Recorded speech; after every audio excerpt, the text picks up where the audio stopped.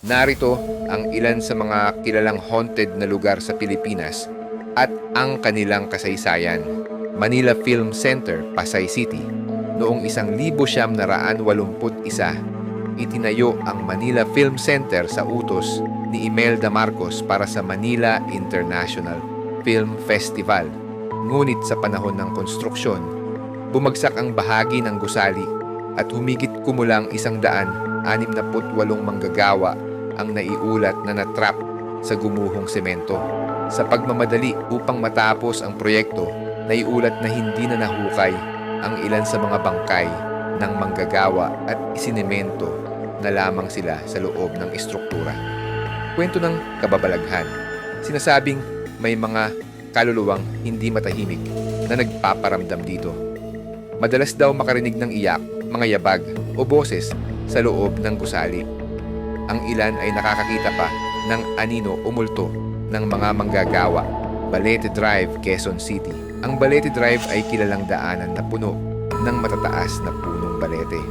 Ayon sa mga kwento, noong unang panahon, may isang dalaga raw na ginahasa at pinatay ng isang trooper o sundalo sa lugar na iyon. Kwento ng kababalaghan. Sikat ang kwento ng White Lady na nagpapakita sa mga dumadaan lalo na sa gabi. Ayon sa mga driver ng taxi, bigla raw sumasakay ang isang babaeng nakaputi sa kanilang sasakyan at bigla ring nawawala kapag tumingin sila sa salamin. Fort Santiago Intramuros, Manila. Ang Fort Santiago ay ginamit noong panahon ng Kastila bilang kulungan at lugar ng pagpapahirap sa mga Pilipinong revolusyonaryo. Noong ikalawang digmaang pandaigdig, ginamit din ito ng mga Hapones bilang torture chamber. Libu-libong Pilipino ang namatay dito. Kwento ng kababalaghan. Maraming bisita ang nagsasabing naririnig nila ang mga sigaw ng mga kaluluwang na torture dito. Ang iba naman ay nakakakita ng mga sundalong multo na nakauniforme ng Kastila o Hapones. Laperal White House, Baguio City. Ang Laperal White House ay itinayo noong 2020 at naging saksi sa maraming karumal-dumal na pangyayari noong ikalawang digmaang pandaigdig. Sinasabing ginamit ito ng mga sundalong Hapones bilang lugar ng pagpapahirap at pagpatay. Kwento ng kababalaghan. May mga bisita na nagsasabing nakakakita sila ng mga multo ng mga bata at babaeng nakaputi sa loob ng bahay. May mga nagrereklamo rin ng biglaang malamig na simoy o pakiramdam na may tumitingin sa kanila. Diplomat Hotel, Baguio City. Dating kumbento ng mga Dominikanong pari, ang Diplomat Hotel ay naging shelter noong World War II. Gayunpaman, dito rin naganap ang maraming brutal na pagpatay, kabilang na ang pagbugot ng ulo sa mga madre at pari ng mga sundalong Hapones. Kwento ng kababalaghan. Hanggang ngayon, sinasabing nagpaparamdam ang mga kaluluwa ng mga biktima. Ayon sa mga bumisita, may mga naririnig silang iyak ng bata, tunog ng kampana, o nakakakita ng pugot na ulo ng madre o pari.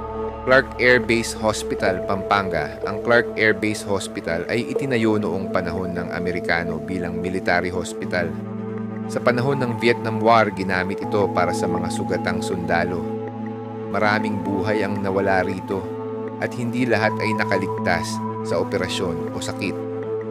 Kwento ng kababalaghan. Ang abandonadong ospital na ito ay isa sa mga pinaka-haunted na lugar sa bansa. Madalas daw may makikitang multo ng mga sundalo, pasyente o nurse. May mga nakakakita rin ng gumagalaw na anino, naririnig na iyak at malamig na hangin kahit sa mainit na panahon. Ang mga haunted na lugar sa Pilipinas ay hindi lamang nagdadala ng takot, kundi nagbibigay rin ng mas malalim na pag-unawa sa kasaysayan at mga trahedyang naganap sa ating bansa. Ang bawat kwento ng kababalaghan ay may pinag-ugatan.